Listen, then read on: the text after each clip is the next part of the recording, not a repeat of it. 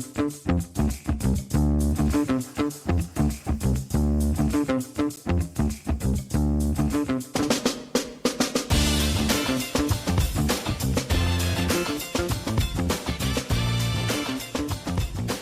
back to a new episode of Podcast on the Brink. It is Thursday, March 6th. March is officially here. It's our first episode this month.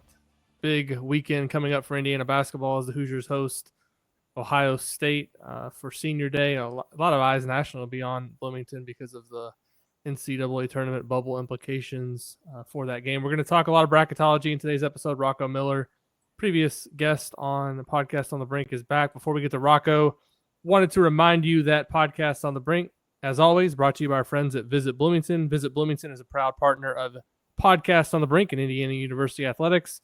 If you're ready to take your Hoosier basketball fandom to the next level, then plan your trip to Bloomington, Indiana. From iconic eats like Nick's English Hut to exploring the scenic trails of Griffey Lake, Bloomington is your gateway to all things Hoosier and beyond. Order your free visitor guide and begin planning your adventure at visitbloomington.com.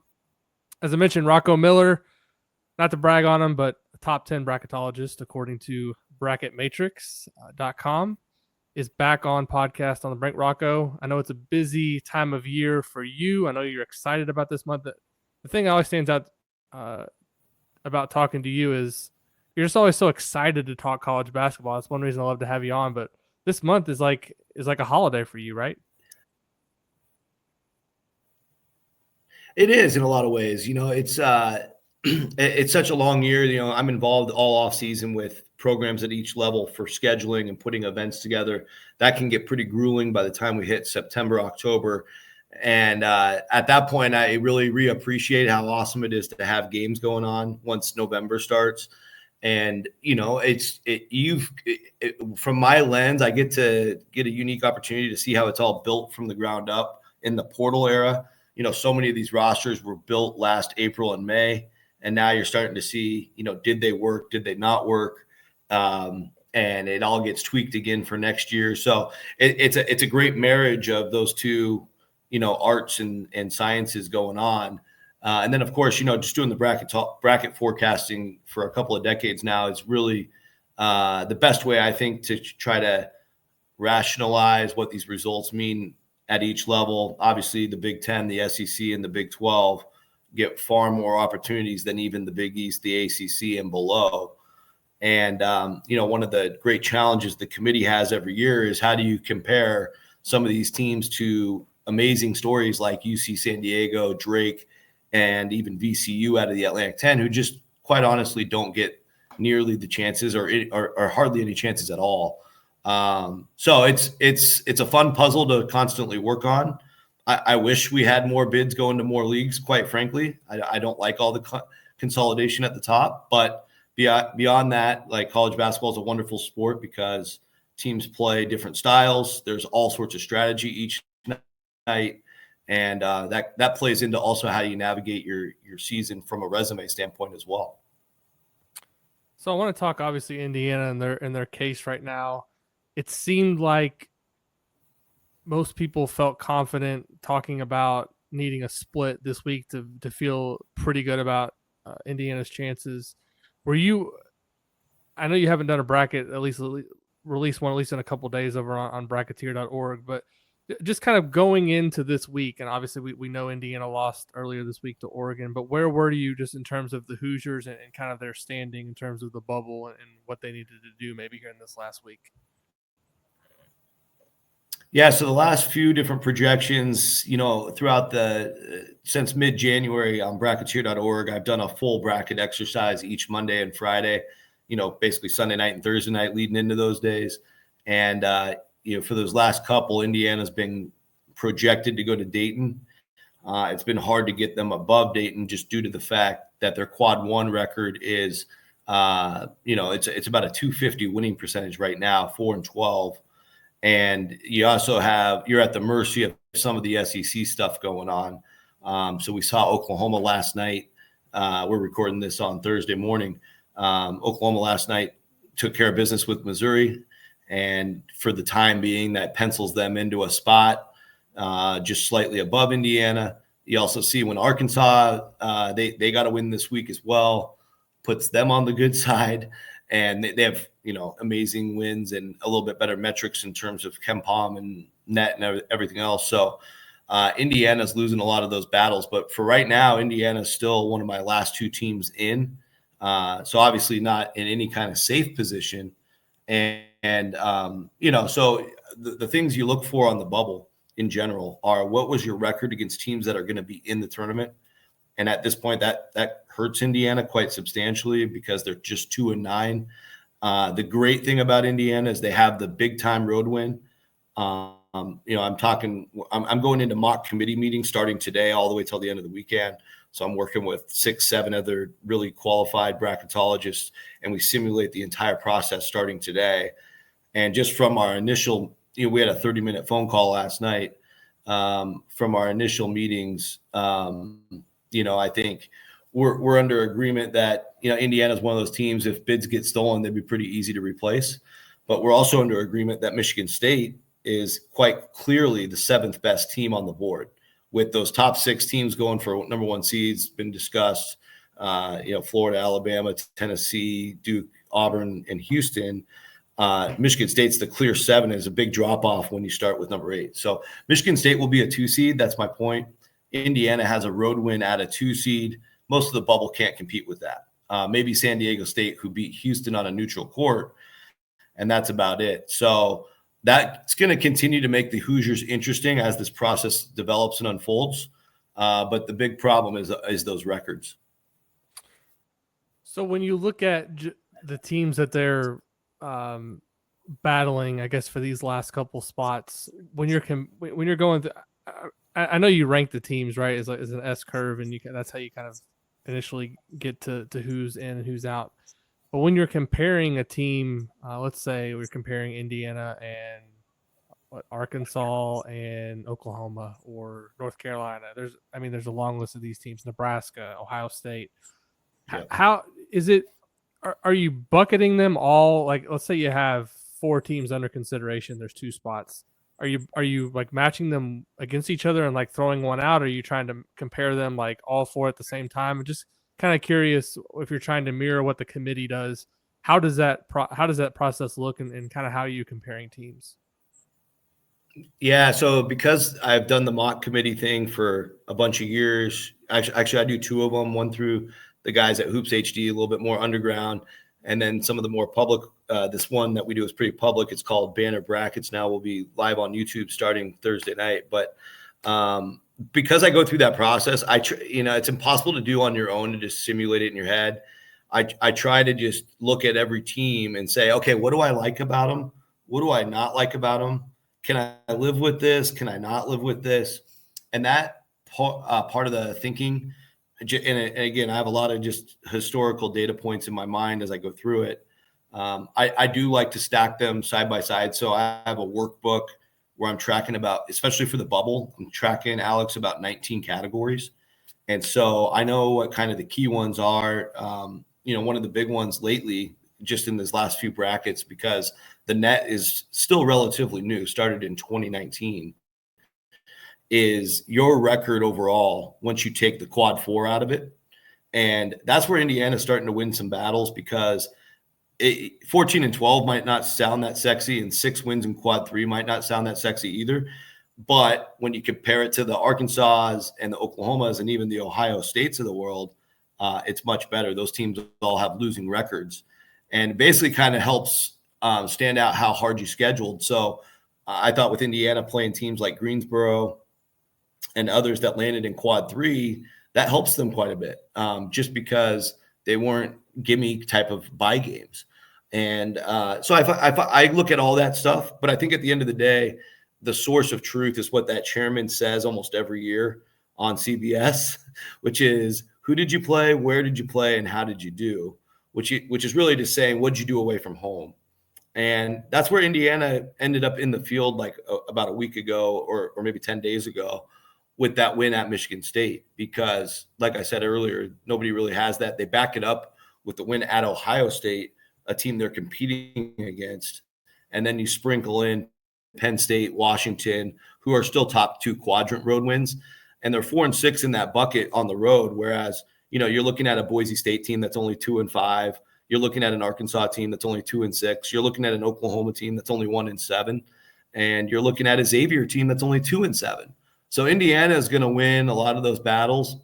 They're going to lose some other battles like we talked about already. So that's what makes it really tough and interesting, but that's the source of truth. And then at the end of all of that stuff, I think then you go to those resume numbers. I would say if there's one, like the strength of resume has probably been leaned on the heaviest historically. This year the NCAA produced its own version of the wins above bubble metric, which has been popular in internet circles for years. I've noticed it's a little different than Torvik's version. That's why I'm saying the NCAA's version. It does seem to favor the power teams a little bit more. And this morning, Indiana woke up 49th in the strength of resume, 45th in the wins above bubble. And that's very, very on the cutoff line. 45 is probably about where the cutoff will be. So the strength of resume is saying they're a little bit behind the 8 ball. Obviously, a win over Ohio State will help that. So when you talk about the performance in each quadrant, does it help Indiana? I guess there's two ways you could look at this. Indiana's 4-12, I believe, in quad 1, but they haven't lost a game outside of quad 1. And a lot of teams on the bubble have I don't have everything in front of me, but sure, you could probably speak to this better. Yep. I know there's teams that have quad 2 losses. I'm not sure about quads 3 and 4, but I'm guessing there's probably some that do have those type of losses. How do you weigh the fact that Indiana has had all these quad 1 opportunities and only won 4 of them, but then when they played these quad 2, 3, and 4 games, they were unbeaten in all of them, and some of these teams that they're competing against don't have don't have an unblemished record in those opportunities? Yeah, I think it definitely helps a lot. And I think part of that little trick to just get rid of the quad 4 results and then compare records, that's where it really stands out. Because if you're losing games down in quad 2 and 3, it's going to show there. You can also look at just the top 2 quads. And I think that's, you could argue that helps and hurts Indiana because they're 8-12 there. And, a team like Arkansas is still 7-12, so slightly better. But if you really drill into it, which I think the committee does, on the team sheets, these last few years, they've chopped quad 1 and quad 2 in half. So we call it 1A, 1B, 2A, 2B. And I'll say this, the television broadcasts do a terrible job on explaining it because they never show that. But when you're looking at the bubble, that top 2A record starts to mean a lot because if you're a San Diego State, for example, they get more games in that 2A category than quad 1. So it's an easier way to compare results. And Indiana just didn't play a game in 2A. All of their quad 2 wins, those 4 wins are in the bottom half of quad 2. And I don't think that bodes well in that particular comparison for the Hoosiers. But I think once you look at the full body of work and you get to quad 3 and you throw all that together, they're in much better shape. So it is very interesting because that's where the dynamics of the committee room really matter. Like the Minnesota athletic director, I'm blanking on his name, I'm sorry, but he's on the committee. He'll be the representative for the Big Ten, and it'll be his job to kind of, paint the case for the Hoosiers. And, I think what it comes down to, quite honestly, like I'll just simplify this because Indiana's playing Ohio State. I think the loser of that game is in a lot of trouble. And for very different reasons, but that's the kind of the net result of it all. Ohio State's just taken on way too many losses. They've got to win that game from an overall record standpoint. And Indiana, they don't want to be 4-13 in quad 1, and 13 losses is a lot by itself anyway. So yes, to your point, not losing any games out of quad 1 is going to help the Hoosiers a lot. But I think they need this final win as well. And I think that's going to help kind of narrow it down. And then the other thing about this game too, Alex, I'm sure you're hyper aware. The winner will not have to play till Thursday. They'll get the number 9 seed. The loser will play Wednesday. And that could help Ohio State a little bit because they simply just need extra wins. But we also have our skepticism about how much the committee is really paying attention to championship week. So you mentioned it being problematic for each team for different reasons on Saturday if they lose. you've talked about some of the reasons, obviously, for Indiana, but from an Ohio State perspective, you mentioned the volume of losses. What else is it about their resume that makes it difficult for them to overcome a loss on Saturday to Indiana? I think that's the primary factor. I mean, they're 11-13 right now when you take quad 4 results away. And there's really, I've been tracking this every year of the net since we've had the quads, and nobody's ever been selected in that situation 2 games under. So it would be unprecedented to include them. Obviously, if they lose, they're 3 games under. And I think, from where I'm sitting, based on all my research, there's no way I would project Ohio State to make the field at that point. Even a run to the finals, theoretically they would get to 500. That's 3 or 4 wins, right? But I think by the time the committee wraps up their work, it's going to be about Saturday morning, and they're only going to build contingency brackets for, in that situation, Ohio State winning the tournament altogether. And so that's why I think the Buckeyes are really in need of a win. Now, if it goes the other way and they get this win, then they're at 12-13. I still think the committee would want to see them get that first win of the 8-9 game, because that would put them as the 9 seed. But otherwise, if you're just talking about the classic things of who did you play, where'd you play, and how'd you do, Ohio State's done a nice job. We all know about the win at Mackey. We know they beat Kentucky on a neutral court.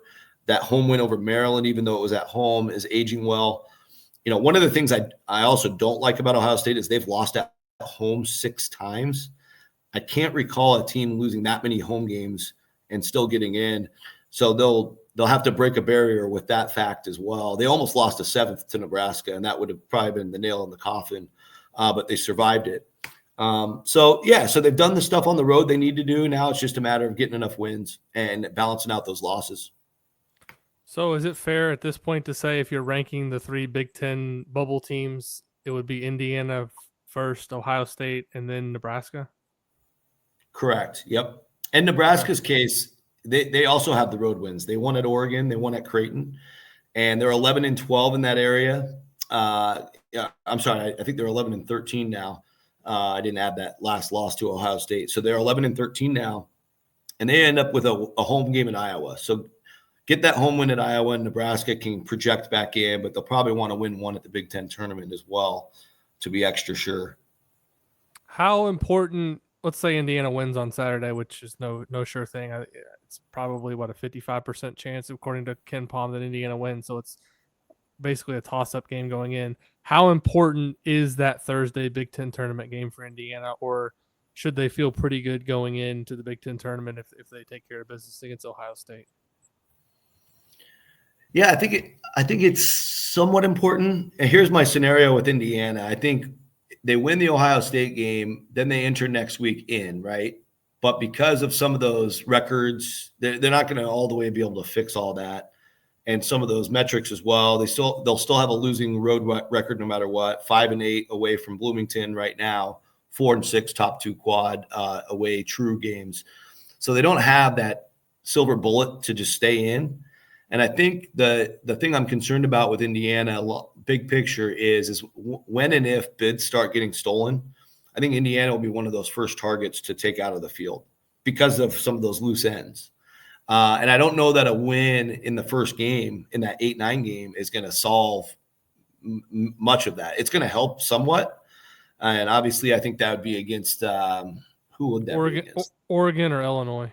Yeah, so that would help. I mean, obviously beating Illinois would be big. Either one of them would be big. But at the same time, the reason you're taking them out is because of those overall records and different issues. So that's my concern. But I'm glad that we said the specific names. Oregon and Illinois are loud wins on a neutral court. So I guess I'll change my tune a little bit and say that helps. It would be a tough one to explain, I think, for the chairman if they go out and beat Illinois in that first game. They beat Ohio State this weekend, and then they would play the 1 seed, right? So they'd play Michigan State and go out then. That's a tough sell for the chairman. Yeah, it's more. It comes down to, I think, but what happens with Illinois and Purdue. They play, I believe, in Champaign coming up here. So that game has. I think if Illinois wins, Illinois would be the 7 and Oregon would be the 8, and then Indiana, Correct. If they beat Ohio State, they'd be the 9. And I do think Indiana, it could be a favorable matchup playing Oregon at noon on Thursday in the Big Ten tournament. Oregon has to travel east, and it's a 9 a.m. basically start for them on their time. And they have the familiarity of just playing them. They played them really tough in their place. It was, the final score was a little bit deceiving. They lost by 9, but they were up in the final 2 minutes, and then Shellstad hits that crazy shot, and Oregon kind of seals the game at the free throw line. So if you're an Indiana fan right now and you're watching championship week coming up, you're watching these conference tournaments, you're watching some of these other, big, major conference teams, who are you rooting against? Who are the teams you want? Well, I guess which teams do you want to see win their conference tournaments? Because there's a potential bid thief scenario. And who are the power conference teams that you're rooting against? I know we know some of them like Arkansas, Oklahoma, North Carolina, SMU. Xavier. You definitely want North Carolina to lose to Duke, because in North Carolina's case, they've only got one decent win against UCLA. Rest of their damage is against mid to bottom ACC. Right, their best road win is Florida State and Notre Dame. It's not pretty, so they have to have that Duke win. I think. I know that Bubba Cunningham's the chairman. Believe me, I think about it every day, but I just think those records are so far out of bounds. They're 1-10 in quad one. So if they lose to Duke, they're 1-11. And I know they've played, that would give them 9 games against like top competition, but they did lose at home to Stanford on top of that. So it's not good. So some of those teams that you're going to be wanting to focus on, like Drake, I'm a little more solid on Drake than maybe the consensus out there, mainly because they beat Vanderbilt by 11, and Vanderbilt's a solid tournament team at this stage. And that was a high-stakes game for the Charleston Classic championship game. Drake's also 5-0 in top 2 quad games. All 3 of their losses were quad 3, but they won their 5 hardest games. I don't know what else you can ask for from a Missouri Valley level team, and they're 27-3. So even a win or two in Arch Madness gets them into high status. So Drake's certainly one of them. The other one is out here in the West, UC San Diego. They've been an absolute machine. You probably saw them crack the top 35 in both net and KenPom recently. They also have a win against a field level team on the road at Utah State. Utah State only lost 2 home games all year. One of them was to these Tritons.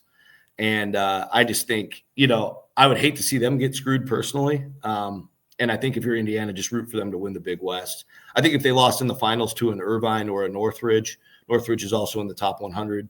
The committee damn well better put them in, but we'll see. Like I get nervous about mid-majors, like probably most of us. And then with VCU, the A-10 is kind of a crapshoot tournament every year. VCU's been by far the best team, and now they've got a little bit of a resume brewing. They did not win a game against the field, so I could see VCU getting left out before those first 2 I mentioned. But they have by far the best numbers. They're a top 28 KenPom team, and they're really humming right now at the right time. And they have 5 road wins in the top 2 quadrants, despite those 5 teams not being tournament caliber. So it's got to start with those 3. I would also say an obvious one from the Mountain West, Boise State and Indiana are my last 2 teams in the field right now. Boise State, I think, would be an easier team to rip out before Indiana if bids get stolen, assuming Indiana can beat Ohio State, of course, in this example. Mainly because Boise State has some nice wins, but most of those were either at home or in the state of Idaho. Their win over St. Mary's was in Idaho Falls. Called it a neutral court game, but that's basically a Boise home game. The committee is going to know that. And their best road wins were Nevada and UNLV, which are decent, but their overall record, like I said earlier, was 2-5 in the true road games in the top 2 quads. And that's just not going to cut it for a Mountain West team, in my opinion. They took bad losses to Boston College and to Washington State. So Boise State's a for sure team to root against. You also want one of those 3 Mountain West teams, whether it's New Mexico, Utah State, or San Diego State, to cut down the nets in Vegas. So the Mountain West is stuck with 3 bids. In terms of the power conference teams that maybe from the bigger leagues, we've talked, I guess, some of them. Is there anyone I missed in terms of bubble that Indiana fans should be maybe rooting against this weekend as the regular season continues and then the conference tournaments next week? I mean, how close are teams like Arkansas, Oklahoma, I mean, West Virginia, maybe not to the same extent. Xavier, how close are those? Baylor is another one I've seen kind of on the bubble. How close are any of those teams to Indiana right now? Yeah. So from a selection standpoint, they're all kind of in the same boat, just maybe a little above Indiana for different reasons. But I think Baylor's at the most risk. They end with a home Houston game that they're going to be predicted to lose. And then if they go out early in the Big 12 tournament, their final record in that area that I keep harping on with no quad four considered, they'd be 12-14. And I would have a little bit of a dilemma because that's kind of my own rule. I call them meaningful games. You might have seen that before, but like that's only because the committee's never put a team like that in. So if they're factoring in, I'd have to check Baylor's seed in the Big 12 in that scenario. We'll get to the bottom of that this weekend, but I think they're at risk because they lost Josh Ojinawu, who is done for the year, and since he's been out, they've taken bad losses since he's been out. So they're clearly like not at the same level. They did survive against TCU the other night, but they lost to Colorado. They lost to Cincinnati, two teams not going to the tournament. So if they lose a third game to a non-tournament team out in Kansas City, I think that's a bad final impression. The other thing about them is they're 2-9 in those top two quad road games, and their best road wins, Arizona State and Utah. And those are the only two, and those are two teams clearly not dancing, right? So I think Baylor's at a bigger risk than the majority of the public realizes. But if they go out and beat Houston on Saturday, it's a moot point. They're easily getting in. West Virginia should be okay. They got to win the other night. I think they're okay going forward. Not much of a scenario to keep them out at this point. And then I think Georgia, they're now at a point where they should be solid, but I think if they lose two straight, they might be in jeopardy. So you can still root against Georgia and see what happens there. I would also say, I guess UC Irvine might, if they get to the championship and lose, they might still be a team the committee looks pretty hard at because they've won 15 games away from Irvine. They get to the championship game, they'll have 16. They have a bye to the semifinals if they win out this week. But I'm very intrigued by Irvine because it's a ton of wins, and they did win at UC San Diego. So it'll just kind of show how much the committee respects UC San Diego. And Irvine's record in the top two quads is 4-2. It's a small sample size, but they're winning the majority of them, and they have 4 wins in that group, all on the road. Northern Iowa, UC San Diego, obviously, and then Northridge and Belmont on that list. So again, I would love to see Irvine considered personally, and we'll see how that plays out as well.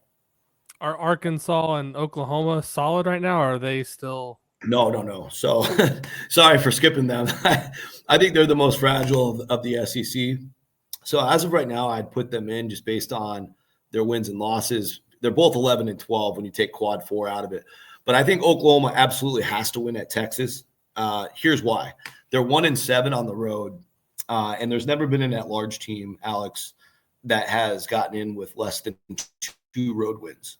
So if they don't get the Texas win, they're at the finish line with 1. All they can do from there is add neutral court wins in Nashville.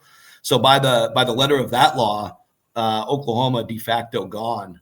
And plus, I think that would make it harder for the committee. Nobody's looking at conference record per se, but I think everybody knows it's all over every channel you turn on that Oklahoma would finish 5-13. The worst conference record ever has happened in the Big 12 a few times. I think once in another conference, 7-11. So they're already looking at breaking that record with a 6-12 finish. So I think it's an absolute must win for Oklahoma. I think Texas has too many losses. I don't think they're going to get back in it. So I don't, and I could be wrong. We'll reevaluate after that game, but I think a Texas win would be a great scenario for a team like Indiana. And then with Arkansas, they've got the wins to get there. They won at Rupp. They beat Michigan on a neutral. They've now got home wins with Missouri and Georgia. And they've got the record. But if they lose another one, they'll fall behind the 8 ball on that record thing, and they'll really need to win a game in Nashville. They absolutely need to win one of the next 2. And they have Mississippi State at home. So not an easy game this Saturday. Certainly root for Mississippi State. And then I think you'll need to root for Arkansas to lose their first game as well. All right, I think we've covered most of the bubble, Rocco. The last thing I wanted to ask you about before I let you go was just what the top seed scenarios are looking like at the top of the bracket. You mentioned, I think, Michigan State is your number 7 right now. Who are the 6 teams there vying for the number 1 seeds, and how do you maybe see that playing out when it's all said and done? Yeah, great question. I think after last night's game, so last night Florida goes to Tuscaloosa and beats Alabama. Woke up this morning and the picture was probably more clear than it's been in weeks. So those 6 teams going for the top 4 spots as 1 seeds are, just for the audience, Auburn, Duke, Florida, Houston, Alabama, Tennessee. And I think that's my order right now. I think between Auburn, Duke, Florida, and Houston, they're pretty clear cut above Alabama and Tennessee. In Alabama's case, that's a 7th loss for them, which is by far the most. And Tennessee now has 6 losses after their loss last night against Ole Miss. And with Florida's case, they have the 2 biggest road wins you could get in the league, which is at Auburn, at Alabama. The top of their profile is so shiny at this point, and they've only lost 4 games all year long. I think Florida's sitting pretty. Now they finish with Ole Miss at home. They don't want to slip up there. But if Florida gets that win, they're in position to be a 1 seed. I think that will be pretty close to locked in. Then you have Houston, who's obviously been on a tear in the Big 12. The only knock on them is in the non-conference. Their best win was Notre Dame, who's, Notre Dame, not a great year there. But they've been unbelievable in the league. They clinched the league early. They haven't lost a road game at all, which is crazy. Committee's going to love all that. Plus, in all the power metrics, Houston's top 3, no matter which one you pick. So I think Houston's got that spot. Now, here's the great variable, Alex. Alabama finishes the season at Auburn. If they go into Auburn and win, despite having 7 losses, their profile is going to be really interesting to compare with Houston, perhaps for that 4th spot. But if Florida handles their business, I think Florida's getting it, and then it's between Alabama and Houston. I tend to think because Alabama's lost 7 times, it's still going to go to Houston. So I'm going to go on the record and say Florida and Houston control their own destiny this weekend. But as I said, Houston has a little bit of a challenge going to Baylor on Senior Day for the Bears. Well, Rocco, thanks for helping us make sense of the all these scenarios. It's obviously you're a wealth of information when it comes to bracketology. Really appreciate the time. Where can everybody keep up with you in terms of social media, and where you'll be talking about bracketology here over the next couple of weeks as we head into Selection Sunday and the start of the NCAA tournament? Thanks, Alex. Yeah, it's always good to be on with you again. Great to be back on the podcast on the Brink with you. My website is bracketeer.org, so that's going to have the most amount of information between now and Selection Sunday. Probably do a few extra posts next week as we get towards the bracket. Online, Twitter and Blue Sky, wherever you are, I'm Rocco Miller 8. You can follow me, and I'm constantly trying to update the public with anything I'm seeing or just with some great stories going on. You'll see me talk a lot about the mid-major teams as well. And then on the Field of 68, we have a show called Fielding the 68 every Monday and Friday at 5 p.m. Eastern time. So make sure to check that out. We do a deep dive on all of this stuff, and we take questions from the chat. And then on Selection Sunday, I'll be on there with Jeff Goodman, him and I reacting live to the CBS announcements. So that's always a lot of fun. If you choose to watch CBS, I don't blame you. But come back and watch that later on Sunday night, because you'll get my authentic responses to the committee decisions. And then last but not least, starting here Thursday, March 6th, all the way through Sunday, March 9th, we'll be live on YouTube doing the mock selection committee. So if you're really into this stuff and want to get in the weeds with us, feel free to come onto YouTube, pop in and out. We'll be taking chat questions on there. Here tonight on Thursday, we're going to do the top 4 seed lines, and we're going to go in the exact order of the committee. So if you want to learn about the process, it's a great educational opportunity. Where will that be on YouTube for the thing tonight and through Sunday? Yeah, it's called Banner Brackets. Okay. And so you can search Banner Brackets, or I'll also post it today, later in the day on Twitter. We're going to start tonight at 6 p.m. Eastern, and I believe that'll be the start time Friday. I think we start really early Saturday and Sunday morning. So we'll be on it all weekend long. Okay. Well, that's great. Again, thanks for the time. Really appreciate getting the opportunity to have you on. Always a lot of fun. For those who listen to podcasts on the Brink, enjoy the show, please leave us a rating and a review over on Apple Podcasts. Leave us a 5-star rating over on Spotify, and we'll be back soon with another episode of Podcast on the Brink.